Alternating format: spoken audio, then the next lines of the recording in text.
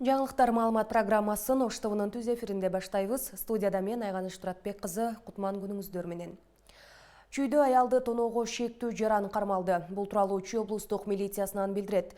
Маалымат калайы Каламөдөн районунун ички иштер бөлүмүнө Бишкек шаарынын 52 жаштагы тургуну арыз менен кайрылып, үстүбүздөгү жылдын 2-апрелинде саат 8:30 чамасында Аламөдөн айылынын көчөлөрүнөн биринен белгисиз адам ага кол салып, телефонун жана акчасын жулуп алып, белгисиз тарапка изин жашырып кеткенин билдирип, ага карата мыйзам чегинде чара көрүүнү суранган.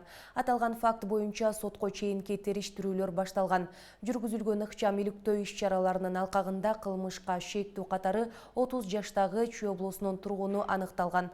Кармалган адам убактылуу кармоочу жайга киргизилди. Учурда тергөө иштери уланууда. Жумгалда 2 жашар бала сууга түшүп кетип каза болду. Бул тууралуу өзгөчө Кырдаалдар министрлигинин басма сөз кызматы билдирди.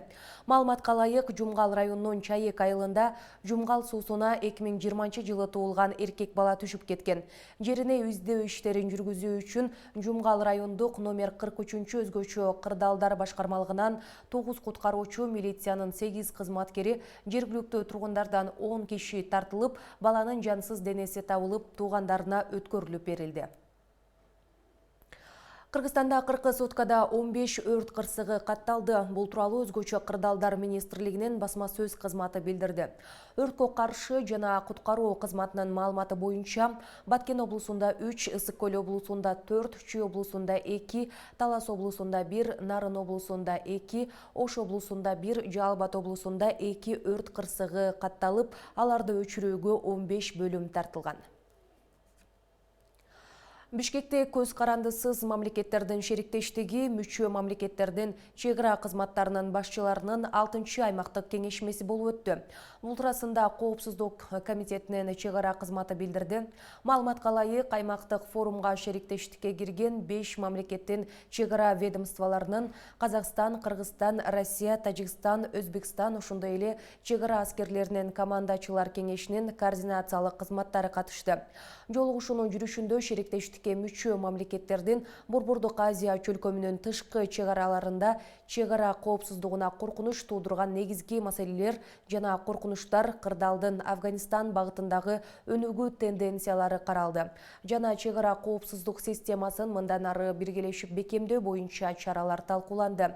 Жыйындын жыйынтыгында протоколго кол коюлду. Анын сунуштары 2022 жылдын 18 майында Түркистан шаарында өтүүчү чек ара аскерлеринин кол башчыларынын кеңешинин отурумунда талкууланат. Кийинки аймактык кеңешмени 2023 жылдын 1-кварталында Казакстанда өткөрүү пландалууда. Улуттук банк аманат акчаны сом менен сактоого жагымдуу шарт түзө баштады.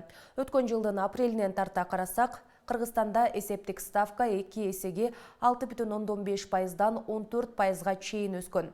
Эсептик ченди жогорулатуу менен сомдук депозиттердин саны өсүп жатат. Бул тууралуу Улуттук банк билдирди.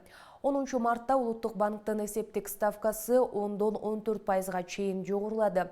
Инфляцияны оздуктоо үчүн ставка көтөрүлөт, бирок ошол эле учурда экономикалык активдүүлүк төмөндөйт. Анткени кредиттердин пайызы өсөт. Өткөн жылдын апрелинен тарта эсептик ставка 2 эсеге 6,5%дан 14%га чейин жогорулаган. Башкы банк эсептик чендин жардамы менен рыноктун чендерге таасирин тийгизип, ошону менен бирге сактык же керектөө үчүн белгилүү бир шарттарды түзүп жатканын белгиледи. Эсептик ченге басым жасоо менен банктар кийинчерээк калк жана экономикалык агенттер үчүн депозиттердин наркын жөнгө салышат деп айтылат маалыматта. Белгилей кетсек, Кыргызстандын бир катар банктарында кредиттер боюнча да, депозиттер боюнча да тарифтер өсө баштады. Кыргызстанда 8-апрелге карата COVID-19дун жаңы бир учуру катталды.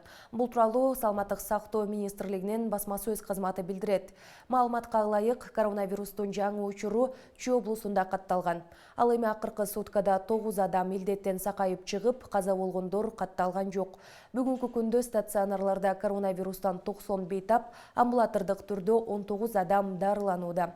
Кыргызстанда пандемия башталгандан бери 200.969 адам коронавирус жуктурган. Алардын ичинен 196.288 киши айыгып чыкса, 2991 адам каза болду.